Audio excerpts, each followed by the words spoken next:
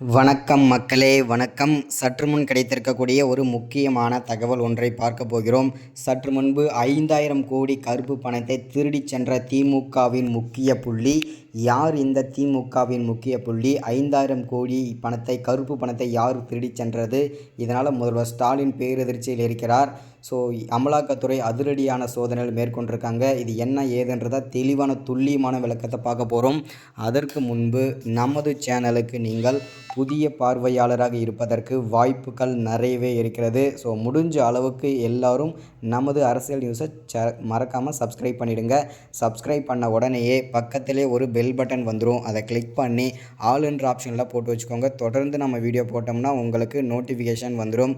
அதை பார்த்து தெரிஞ்சுக்கலாம் இன்றைக்கி என்ன அரசியல் நியூஸ், இன்றைக்கி என்ன அரசியல் அப்டேட்ன்றதை தெளிவாகவும் துல்லியமாகவும் தெரிஞ்சுக்கலாம். ஸோ அது மட்டும் இல்லாமல் ஒவ்வொருத்தரும் மறக்காமல் வீடியோவுக்கு லைக் பண்ணுங்கள், ஷேர் பண்ணுங்கள். ஓகே, வாங்க வீடியோக்குள்ளே போகலாம். சற்று முன்பு கிடைத்திருக்கக்கூடிய ஒரு முக்கியமான, பரபரப்பான, அதிர்ச்சிகரமான, சோகமான செய்தின்னு கூட சொல்லலாம் திமுகவை பொறுத்த வரைக்கும். ஏன் அப்படி சொல்கிறேன் அப்படின்னு பார்த்தீங்கன்னா, கடந்த ஒரு 3-4 மாதங்களாகவே பார்த்தீங்கன்னா திமுகவில் ஒரு பாதாள செய்தி, அதாவது பாதகமான தகவல்களை வந்துட்டுருக்கு, பாதகமான செய்திகளாக பரப்பிட்டுருக்காங்க. ஸோ ஏன்னா பல்வேறு அமைச்சர்கள் பல்வேறு துறையிலிருந்து பல்வேறு அமைச்சர்கள் பல்வேறு சர்ச்சைகளை சிக்கிட்டு வந்துட்டுருக்காங்க. ஸோ அந்த வரிசையில் பார்த்திங்கனாக்கா செந்தில் பாலாஜி, ஏவா வேலு, ஜெகத் ரட்சகன், முன்னாள் அமைச்சரான பொன்முடி, ராசா, இந்த மாதிரி முக்கிய அமைச்சர்கள் எல்லாமே ஒவ்வொருத்தராக சர்ச்சையில் சிக்கிட்டு வந்துட்டுருக்காங்க. இதனால் முதல்வர் ஸ்டாலின் பேரதிர்ச்சியில் குறைந்து போயிருக்கிறார்.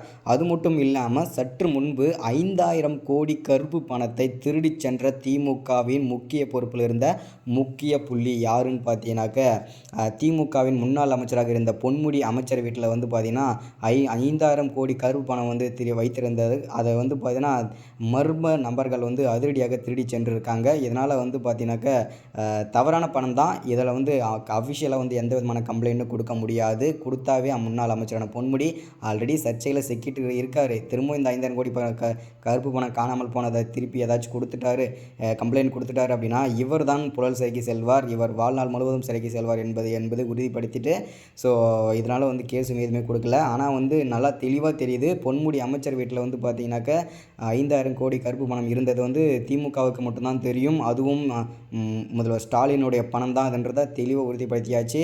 இந்த 5000 கோடி திமுகவின் யாரோ ஒரு மர்ம நபர்கள் தான் திருடியிருக்காங்க. அதில் எந்த விதமான சந்தேகமும் கிடையாது. இதை யார் எடுத்தாங்கன்றது இன்னும் மர்மமாகவே இருக்குது. அமலாக்கத்துறையிடம் பார்த்தீங்கன்னா இந்த தகவல், ரகசிய தகவல் கிடைத்திருக்கா இல்லையான்றதை அடுத்தடுத்த வீடியோவில் தொடர்ச்சியாக பார்க்கலாம். அது மட்டும் இல்லாமல் இந்த கருப்பு பணம் மக்களுடைய பணம் தான் என்றதும் அமலாக்கத்துறை உறுதிப்படுத்தியாச்சு.